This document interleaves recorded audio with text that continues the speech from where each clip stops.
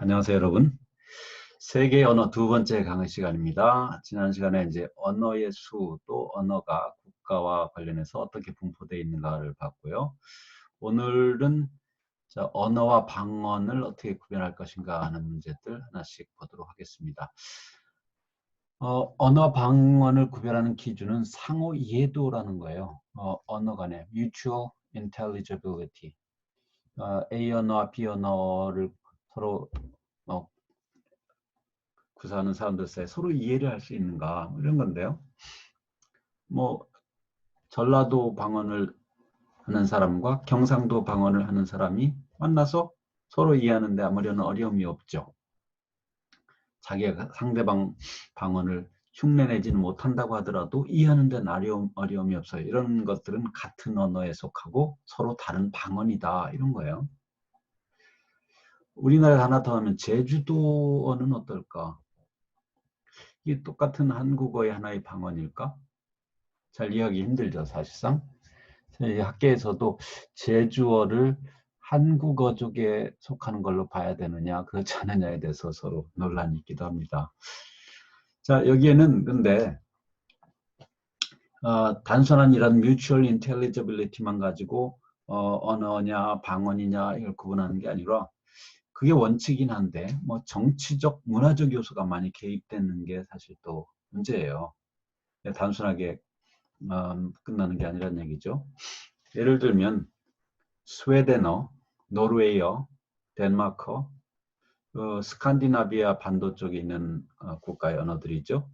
서로 이해도가 아주 높아요. 서로 뭐 상대방의 언어를 이해하는 데는 어려움이 없다고 합니다. 자기가 상대방 언어를 구사하지는 못한다고 하더라도 서로 그래 알아들을 수 있는데도 하나의 언어의 방언으로 보지 않고 다른 언어로 취급을 합니다. 왜 그럴까요? 국가가 다르기 때문이죠.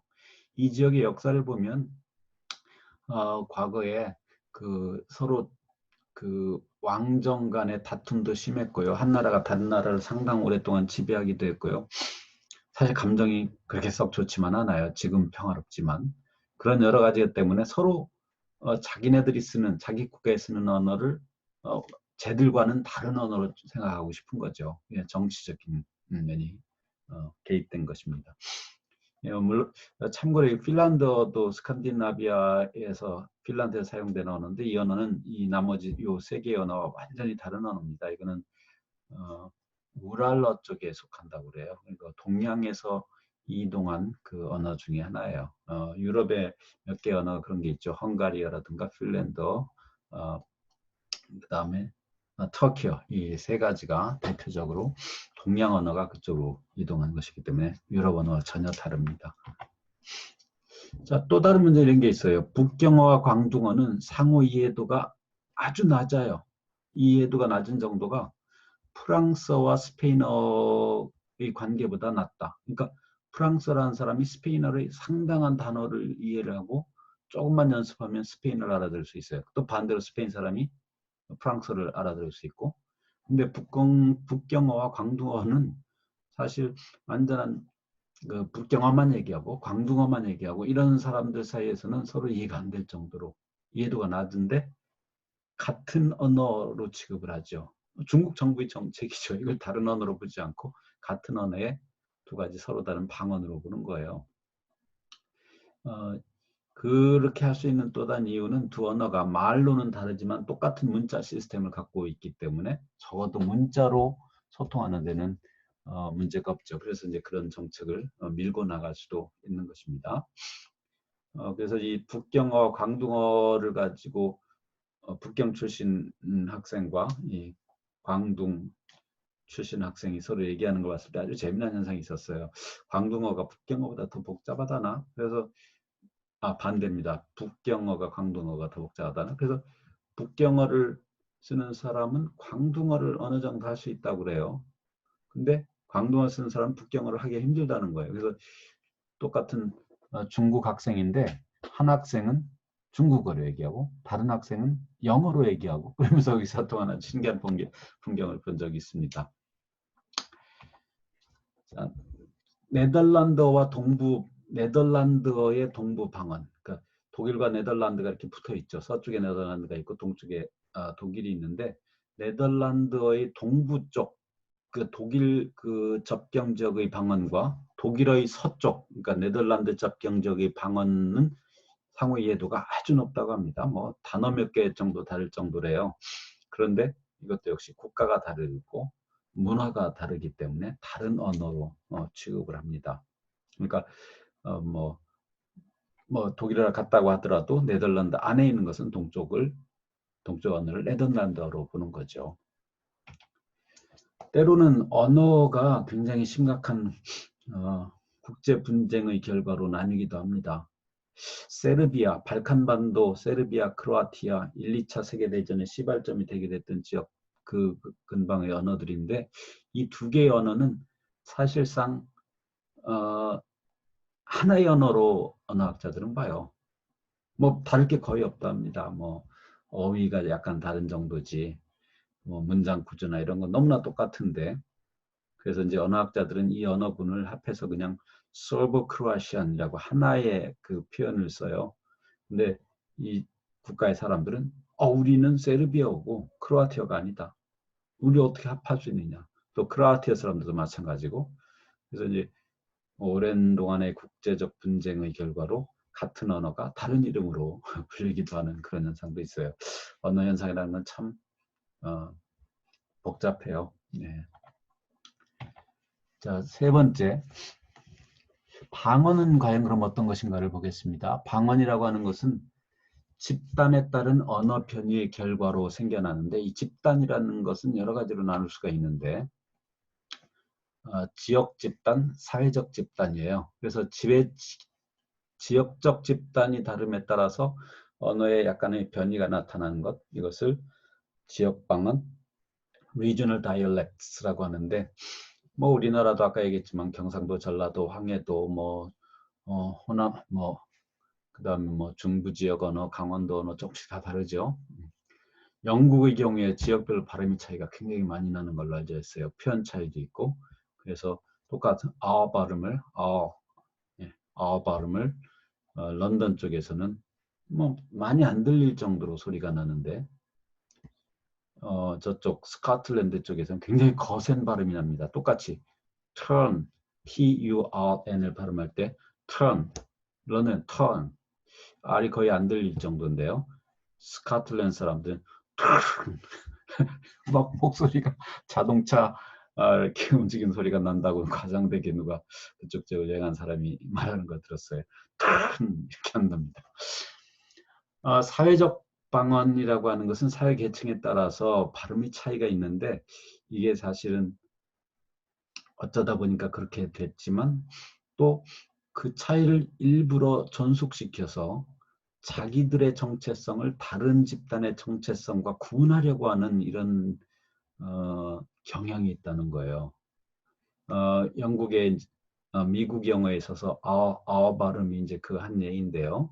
이게 모음 앞에 있을 때 예를 들면 word 단어라는 영어 단어 W-O-R-D 이 R 발음 거기에서 R 발음을 어떻게 하느냐 어떤 사람들은 적절한 길이로 word 이렇게 하는데 어떤 사람들은 특히 우리나라 학생들이 많이 그러는데 R 발음 거의 빼버리고 word라고 해요. word 이렇게 하느냐 아니면 저 보니까 저 사람들은 아어 발음을 잘 넣는 게 뭔가 고급스러운 것 같고 뭐 상류층 사람들이 아어 발음을 잘한대 그래가지고 그걸 따라하려고 월드 너무 강한 거죠. R이 아니라 L처럼 들리게 발음하는 그런 사람들도 있어요. 그래서 윌리엄 라보프라고 하는 사회 언어학자가 이 문제에 대한 실험적 연구를 했는데 어떻게 했냐면 뉴욕에 있는 세계 백화점 직원들의 발음을 대상으로 해봤습니다. 이 직원들은 자기 고객들의 발음과 비슷한 발음을 흉내낼 거다. 그리고 그 고객들한테 뭔가 동질성을 주기 위해서 아마 관리자도 그런 발음을 하도록 했을 거라는 전제하에서 이제 하는 건데요. sak스 핍스라는 이제 고급 백화점이 있고 메이시스라는 중간쯤급의 백화점이 있고 클레인이라는 백화점 이제 저가 백화점인데 클레인은 지금 없어졌다고 합니다. 어쨌든 당시에 요 세 백화점을 가지고 이 윌리엄 라버프라는 사람이 그 직원한테 질문을 해서 그 질문에 대한 답에 아 발음이 들어가도록 유도를 했어요. 예를 들면 미리 자기가 조사해가지고 Where are women's shoes? 여성 신발은 어디 있어요? 이렇게 묻는 거예요. 그러면은 which floor? 이렇게 which floor? 이렇게 어느 몇 층에 있어요? 그럼 직원이 first floor 1층에 있어요. 이렇게 이제 답을 할 때 first 할 때 아 발음을 first 이렇게 적절히 하느냐, first라고 하느냐, first 이렇게 강하게 하느냐 이런 건데 이걸 조사해서 굉장히 재미있는 결과를 내놨습니다. 그러니까 이제 고급 백화점 직원들은 그걸 적절하게 했다는 거고 이 중급 백화점의 직원들은 알바음이 그냥 거의 안 들릴 정도로 first를 first 이렇게 했다는 건데 그런데 아주 그 맨 아래급 백화점은 굉장히 특이한 현상이 발견이 됐는데요. first 이렇게 아 발음을 없애거나 아니면은 강하게 first 너무 과장되게 길게 내거나 이런 아주 서로 극과 극의 현상을 보였다는 건데 이걸 가지고 이 사람은 이렇게 분석했습니다. 클레인 백화점에서는 그 직원들이 고급 백화점 고객들을 흉내내려고 했다. 그래서 원래 자기들 그 쓰는 방식대로 하면 그냥 아 발음을 거의 빼다시피 하는 건데 저기 사회 계층이 높은 사람들은 아 발음을 볶는데 그래서 이제 그걸 억지로 넣다 보니까 이게 너무 강하게 난 거예요. 제가 발음하기는 어려운데 그랬다고 하면서 이제 이걸 가지고 어떤 그 사회적 방언에 있어서 그 하이 클래스의 방언을 로우 클래스의 방언을 사용자들이 쫓아가려고 하는 따라하려는 경향이 있다. 자기 그 방언을 따라하면 자기도 그 상류 클래스의 과 같은 동질성을 갖는다고 생각한다. 그러니까 발음이라고 하는 것이 어느 계층의 정체성을 보여주는 거기 때문에 그걸 따라하려는 경향이 있다라는 아주 재미있는 사실을 발표했고 이것이 가져온 파급력이 아주 굉장히 많습니다. 자, 그다음 이번에는 이제 문화가 반영된 언어 표현이라는 걸 이제 살펴보겠습니다. 이걸 문화 방언이라고 해야 될지. 자, everyone should respect himself. 이거는 이제 모두가 자기 자신을 존중해야 된다. 즉 자긍심, 자존심을 가져야 된다라고 할 때 그 himself죠. everyone을 이제 제기대명사 자기 자신이니까 힘이 아니라 himself 이렇게 해야 되는데 보통 옛날에는 이렇게 himself라고 썼어요. 근데 everyone이라는 게 이게 모두니까 남자도 될 수 있고 여자도 될 수 있는데 그냥 전통적으로 himself라고 써왔습니다. 솔직히 옛날에 뭐 남성 위주의 표현들이 너무나 많았죠. 성차별적인 요소가 영어에 아주 많이 존재해 왔어요. 근데 이런 문제를 좀 이제 바로잡고자 하는 운동이 1960년대에 페미니스트 무브먼트 여성 운동가들에 의해서 이제 시작됐고 영어의 성차별적인 문제를 하나하나를 들추는 것이었고 그걸 좀 바로잡으려고 노력을 했어요. 그래서 이런 경우에 이제 일단 여기다 이게 남자일 수도 여자일 수도 있으니까 himself or herself 이렇게 하자. 뭐 소유격일 할 때는 his or her 또 목적어일 때는 him or her 이렇게 하자는 거예요. 어떤 사람들은 이제 뭐 그 복잡하게 그냥 herself라고 쓰지 남자 그동안 himself라고 많이 썼으니까 이제 herself라만 써도 괜찮잖아 이런 사람도 있고 또 근데 이제 최근에 와서 이렇게 맨 마지막 같은 경향을 쓰는 이것도 이제 방언이라고 하는 이유는 일부에는 일부러 이렇게 쓰는데 다른 사람들이 이걸 받아들이지 않는다는 거예요. 이미 옛날 세대에 속하신 분들은 A가 뭐가 문제서 뭐 그런 거 가지고 따져 이러면서 D번 같은 것을 거부하는 이 단어가 참 특이하죠. themself입니다. 앞에는 them인데 selves가 아니라 복수형을 보통 써야 되잖아요. selves. 근데 그렇게 하지 않고 themself입니다. 내가 이걸 지금 타이핑하는 동안에 이 파워포인트 프로그램에서 자꾸 이거를 그 표준 표현으로 수정하려고 해가지고 내가 이걸 이 상태로 나오게 하느라 좀 애를 많이 썼어요. 근데 이 themself라는 단어가 최근에 만들어졌어요. 여러분의 인터넷 사전, 이런 스마트폰에 있는 사전에는 themself가 나올 겁니다. 원래는 themselves인데 themself를 왜 만들었냐면 요 everyone이라는 건 영어에서 문법적으로 단수죠. 근데 요 everyone에 해당되는 것을 그래서 himself라고 써왔었는데 이게 이제 성차별 문제가 있어서 이제 남성 여성을 구분하지 않는 그런 제기대명사를 쓰려다 보니까 themselves인데 themselves는 너무나 노골적인 복수 형태죠. 주어 everyone은 단수인데 그래서 그 타협점으로 themself라는 단어를 만들어 쓰게 됐어요. 여기 소유격이면 the요. 목적격이면 them. 뭐 주어가 단수든 만든 상관 안 하겠다는 거죠. 문법적으로 약간 껄끄럽더라도 성차별적 요소가 없는 표현을 쓰겠다라는 것이 이 themself라는 단어를 쓰는 집단들의 생각이고 그래서 이게 문화적 방언이 아니냐 이렇게 생각을 하는 겁니다. 자, 방언 얘기 나왔으니까 우리나라에도 방언이 참 많죠. 그래서 방언에 대한 연구를 하는 분들이 많이 있어요. 여러분 이 강의계획서 참고서적 중에 배주채 박사가 쓴 여기에 실려있는 지도인데요. 부추를 어떻게 표현하냐면 이렇게 지역을 돌아다니면서 식당에 들어가서 이 부추를 먹을 때 그 지역 사람들이 부르는 부추를 표현하는 단어가 제각기 다르다는 걸 많이 느꼈는데 이거 참 부추라고도 하고 보통 강원도, 서울 이쪽 경기도 지역에서 또 그 중에서 일부 지역에서는 분추라고 하는 지역이 또 있다는 거고 또 전라도 계열에서는 소울이라고 많이 하죠. 근데 또 뭐 충청남도에서는 줄 이렇게 하는 사람도 있대요. 전 처음 들어봅니다만. 그다음 또 여기 그 어디예요? 경남 일부 지역에서는 뭐 소불 이렇게 한다고 들어오고 제주도에서는 새우리라고도 한다고 그러고 근데 이 대전 지역이라든가 뭐 강원도 일부 그리고 경남 경북 지역 여기에는 보통 이제 정구지란 말을 쓰는데 표준어는 부추죠. 왜 그런지 이제 좀 이따 보겠지만 보통 서울 지역에서 쓰는 것들이 대부분 표준어로 우리말에서는 정착이 되었습니다. 자, 우리말의 방언 봤고요. 자, 언어를 그럼 어떻게 분류할 것인가? 언어를 분류할 때는 유형적 특징에 따라서 분류를 합니다. 가장 많이 하는 것이 말소리예요. 어떤 소리가 가능한가? 여러분들 우리말에 있는 그, 그 이런 이제 자음의 차이들이 많이 있죠. 네.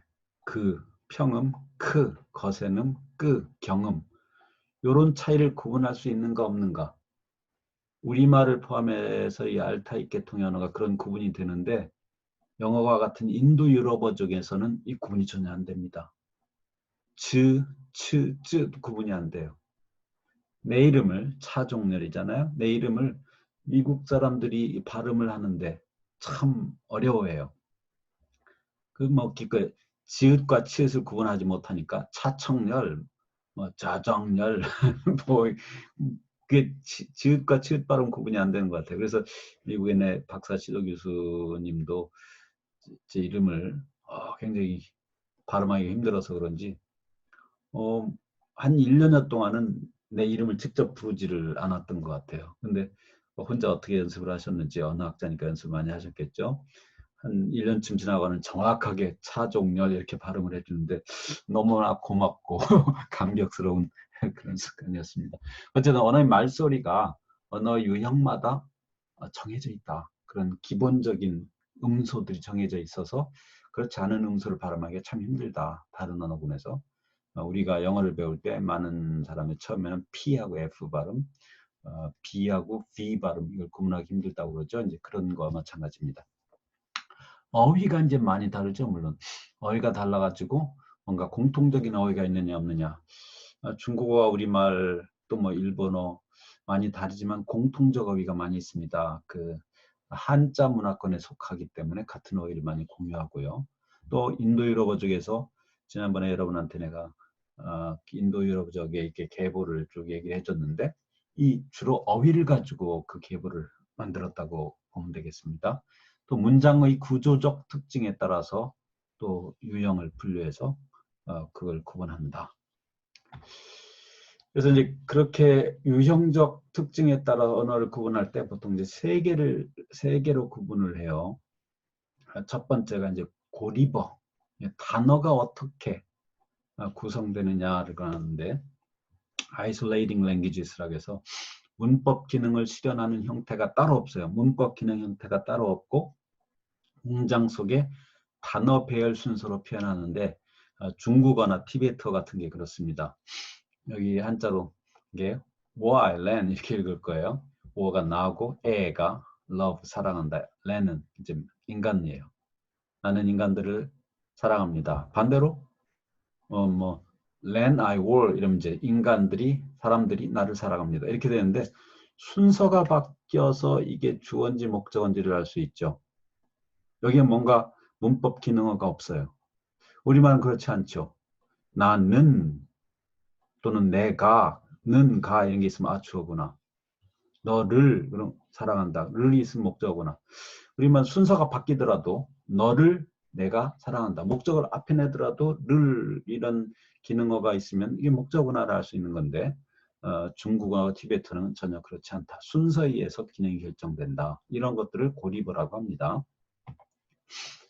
자, 교차어, agglutinative languages라고 하는데 이게 이제 agglutinative 좀 어려워 보이는데 여기 중간에 glue라는 게 보이죠? G-L-U.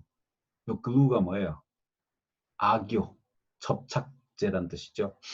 서로 여기가 막 붙어가지고 풀로 붙이듯이 붙여가지고 문법이 이루어진다. 그러니까 문법 기능어가 여러 개가 따로따로 있는데 그것이 붙어서 사용이 된다는 거예요. 그래서 하나의 그 접사가 하나의 문법적 기능을 하는 거죠. 한국어, 터키어, 한국어와 터키어가 굉장히 가까운 언어라고 했었는데 예를 들면 이런 거예요. 할아버지께서 오셨습니다. 오셨습니다. 일부러 오셨습니다. 축약하면 그런데 이제 풀었었어요. 이게 이제 그냥 우리는 이렇게 하나 있으면 이걸 하나의 단어로 보는 거예요. 오시었습니다를 단어로 봅니다. 한 묶음이기 때문에. 근데 하나의 단어를 분석을 해보면 이렇게 오다라는 원래 어간이 있고요. 시, 존칭을 나타내는 전미어가 있고요. 과거를 나타내는 기능어죠. 전미어. 그 다음에 씁니다. 그러면은 문장 종결음인데 격식을 갖춘 종결음이죠. 시, 습 이런 것이 제각기 각각의 기능을 하고 이게 붙어서 글루터너티브, 서로 함께 모여가지고 단어를 이루는 언어 이런 것. 이 동사뿐만 아니라 참 아름다우신 어머니 그럴 때 아름다우신 우리는 관형형이라는 것을 만들어 쓰는데 이런 게 또 보면은 신이, 시, 존칭, 접사와 거기다 니은이라는 관형형음이라고 그러죠. 그게 붙어서 또 제각기 기능을 해요. 이런 언어를 교차어라고 한다.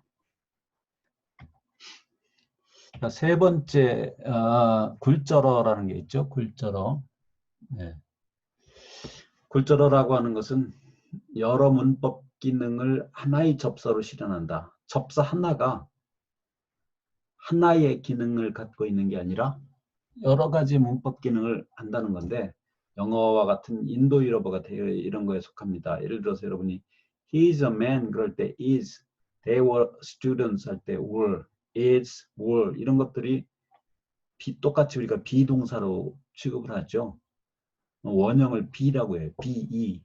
근데 이게 실제 사용될 때는 전혀 다른 형태로 이렇게 변화되어 사용되는 경우가 대부분인데 is는 이게 하나의 단어인데 여기에 이 현재형이라는 의미와 3인칭이라는 의미와 단수형이라는 의미가 이 세 가지 기능이 그냥 하는 거로 이렇게 융합이 돼 버렸어요. 융합, 퓨전. 그래서 퓨전 랭귀지라고 하기도 합니다. 또 were 그러면은 이게 과거형이라는 기능과 복수형이라는 기능이 두 개가 이 하나의 단어에 이미 융합돼 들어가 있어요. 이런 것들을 굴절어, inflectional language라고 합니다. 친족 관계에 따라서 또 언어를 분류할 수 있는데 이거는 세 번째 시간부터 하도록 하겠습니다. 친족관계를 설명할 때 일부러 우리 한국어가 속한 친족관계 위주로 설명을 하고 있습니다. 그래서 다음 시간에는 우리 언어가 친족관계어로 볼 때 어느 언어에 속하는지 자세히 보고 또 관련 언어가 어떤 것이 있는지 함께 보는 시간을 갖고요. 또 공용어, 표준어, 또 이거로 인한 나타나는 특정 국가에서의 문제 이런 것까지도 또 함께 살펴본 시간을 갖도록 하겠습니다. 수고 많았습니다.